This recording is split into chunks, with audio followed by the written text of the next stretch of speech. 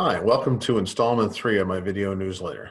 This series is designed to share with you useful information about money and how money really works that banks simply do not want you to know. Today I'm going to share with you how banks make huge returns with limited risk using your money. Banks want you to give them your hard-earned money and leave it there. If it is such a great idea, why don't they do the same thing? Well, it's because keeping money moving is far more profitable than leaving it let it sit and or putting it at risk. I'm going to use a simple diagram to demonstrate how they make great returns. So I'm going to share my screen here. Bear with me.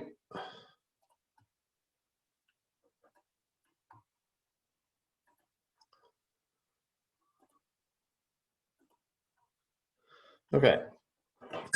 So if we go here, let me say, okay, here we are, we got Jack. Jack has $100 and he deposits that to the bank. Now, what does the bank do with that $100 immediately once Jack deposits it? Well, they lend it out to Jill, $100. Okay, so what's the bank going to do here? Bank will pay Jack to have his money there, and let's, for argument's sake, just call this 1%. 1% is hard to find these days, but we'll be generous and think the bank's going to pay them 1%. So what's the bank going to do with that charge Jill for that $100? Well, that could be 20% for a credit card, 14% for a business loan, maybe 7% for a car loan, or 6%, and maybe 3% for a mortgage. But let's just go on the low end here, because we're going to go down to the risk-free realm here and say, okay, let's just look at mortgages. Mortgages are secured by real estate, so they have no risk, because plus they can insure it. So they have basically zero risk when it comes to mortgages.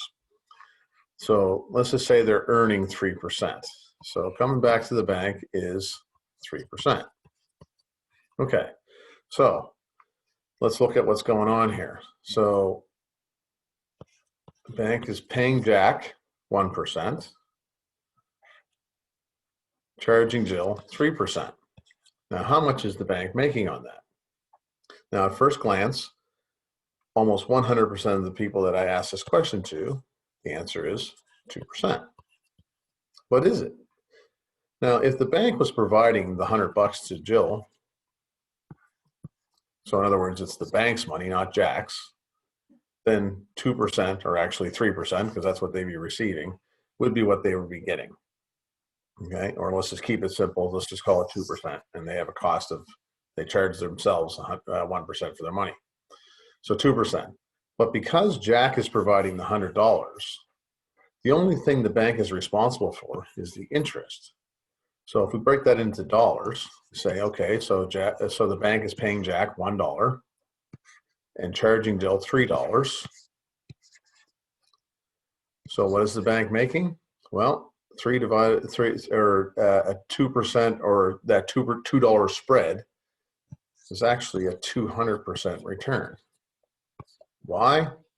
Because that's all they're responsible for is the interest. They're not responsible for providing the capital.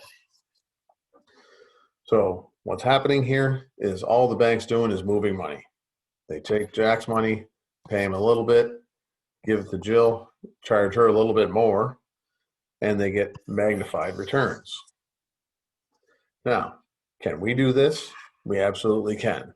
So please go to my contact information or my website and learn how. I'm going to share again my screen that I share each time, and which has an ad that I use as my contact information.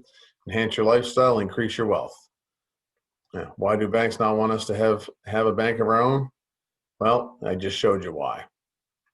Here's my contact info here, scott@scottgannon.com. You can go to the website at scottgannon.com, or my phone number, 902-478-2620.